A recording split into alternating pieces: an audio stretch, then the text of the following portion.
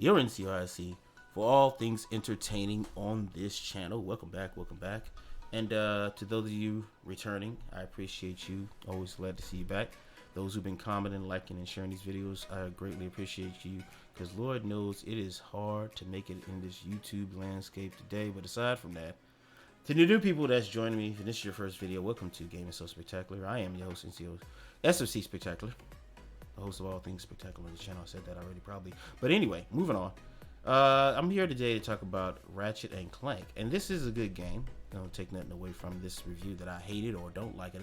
I have not played the game, but I'm talking about the reviews of this game specifically today. So it looks like a great game. A lot of people are saying it's a great game, and that's why I want to talk about those reviews. And this applies to many games, what I'm going to talk about today. The reviews of Ratchet and Clank are in, and it sounds like the game is awesome, like I said, and Sony said it would be. But I want to highlight the reviews themselves rather than the game. Take note on how most reviewers are gushing over this game right now. But later, probably a month or two, maybe 90 days, but later in the life cycle of this game, it'll be used to tell you how much better other games are. Right now, they'll tell you this is the best looking game ever. You're going to hear that up, down, left, right, B, C, A, select, start. You're going to hear all that until the next best looking game comes out. As with most games that's coming out these days, graphics is the best thing, right? They love to tell you how the graphics are the best. This is the best looking game. Resident Evil 8 came out. This is the best looking game. Arkham City came out. Best looking game. Hey, man. Graphics to me today is like AC in a car. It's standard. It's a given. Your game should be graphically good. So, I don't like to hear a lot about how the game looks good. I expect that. It's a new game. It's 2021. Blah, blah, blah. What I want to hear about is the mechanics of the game. The gameplay. How's it different? What makes this game special? And in Ratchet and Clank's Rift Apart's case, it is special. It does indeed utilize the SSD of the PlayStation 5 the way Sony said it would, which is a good thing. Is this some monumental thing, as they point out? I can't really say because I haven't played the game, but I don't think so. I think as with, like, remember when Sony introduced 6-axis and rumble and the move and all this stuff, it's all gimmicks for now. Later on in the video game's life cycle, or I should say in the PlayStation's life cycle, you probably won't even hear this mentioned a lot. They'll tell you the SSD is helping this and that, but it probably won't be mentioned too much. Back on point though, they point out that finally the SSD can shine, and that the PS4 can't do this. I would agree that it can't render stages and settings lightning fast. That's obvious. But the gameplay itself behind Ratchet and Clank is nothing new. This one, you've seen it in games like what's the name of that game? Oh man, I loved it too. Titanfall 2, the stage where you jump back and forth in time. That was a smaller scale. This game is like the whole game is dedicated to it. So yes, I do know the difference there. There's a difference, but this has been done before, and given their originality and creativity of developers in earlier years, I'm pretty sure they could have did it back then too for a whole game, but would have been strenuous. But back to my point. I want you to take note of how the reviewers are praising this game, because later on, this will be a footnote. People won't be giving this game its due. This is I hate to call this game this, but it's gonna be looked at as a tech demo.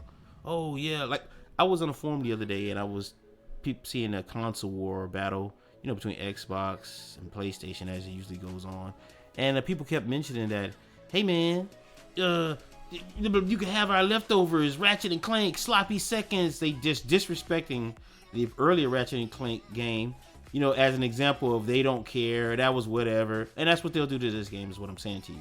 Right now, this is the hottest thing on the shelf, until the next hot thing comes up on PlayStation 5, and then they'll be praising that. And then 2 years from now, people, if you said like, I love Ratchet and Clank Rift Apart, from out of nowhere, they'll be like, ah man, that baby game.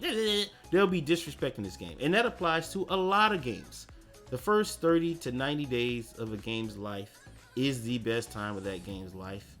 I think people shit on single player story narrative games because it's convenient.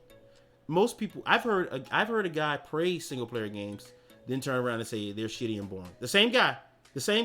Now, rarely do you get a chance to know somebody like that, but I know that guy. I might probably know more than one of those guys, but I know this guy. He said that, and I'm like, you make no sense. But that goes a lot with today. Today, people don't mind being hypocrites if it suits their needs, so that's no surprise, right? But back to this. I don't believe that this game is great, but in the future, what I'm telling you, the short end of the stick is this. In the future, people are going to use this game as it's like a disrespectful tool to make other games look better. They'll say XYZ game is great, and you'll say, well, Ratchet and Clank, and they'll be like, that game wasn't that good at all. Just the beginning of the life cycle, blah, blah, blah, dirty content. They'll talk shit about this game in the future is what I'm telling you. They went back and forth over ray tracing and frame rates. And it reminds me of why you don't have to choose when you're on PC. Now, I'm not going to go into praising the PC, but that is the truth. You don't have to choose any of that. You don't have to worry about the frame rate. Depending on your graphics card, you get to choose and control all that. Most games suffer from the here and now fate, like I discussed before. The what have you done for me lately treatment, I guess you could call it. You know, what's going on? Like, let's take it a little step further. Next month, there'll probably be a new game out that people will forget about Ratchet Clank already. Now, apart from my earlier point, what I mean by it, this game serves its purpose for the next 2 weeks, and then people will be, what's next? What's next? What's next? You know? This is the best Ratchet Clank game ever, no doubt, though. But that's just until, again, the next best Ratchet Clank game comes out. But I would say this game looks phenomenal. It does. It looks like a reason to own a PS5, and I'm glad that has finally emerged. And I'm happy for people who own a PS5. As few people as there are, right? I want to make a video. I think I'm gonna make a video on like how people are talking about you can't get these graphics at this price on PlayStation and Xbox. Yes, you can. No, you can't. You're right. You can't. That's what I meant to say. You can't. But you can't get a PlayStation 5 for $500 either. You can't get an Xbox for $500 either. And I think I'm gonna make a video on that. But enough of that rambling on that. This is the game that will provide Sony so much goodwill that the next real game, next big fuck up will go unnoticed and unchanged. That's what I want to say at the end of this thing. This game is gonna erase all their fuck ups to their fans and the general public at large, and it's gonna remind people of how great Sony is. So they'll let go of the crossplay. They'll let go of the bad business decision, no refund policy, blah, blah, blah. They'll let all that go. And in an instant, they'll be in love again. So I'm going to get out of here, guys. I hope you enjoyed this video. This is a pain in the ass to make. It's not as fun as my usual videos because I did this on OBS. And I'm still trying to master that shit. So, bro, just bear with me. Like I said, I'm trying to get this all straightened out. And this is going up on Games So Spectacular. I appreciate anybody that tunes in and check any of my videos out. I can't tell you enough, man, because it is hard just doing this shit, man. You have no idea. But I'm going to stay motivated and I'm going to keep doing it because I have nothing else to do. I'm retired. I'm just sitting here every day, so I figured, hey, why not put some extra elbow grease in this thing, right? But hey, guys, that's it for me. I hope you enjoyed the video. Hope you have a good day. And for meeting you, if you can't be good at it. I'm out here. Peace.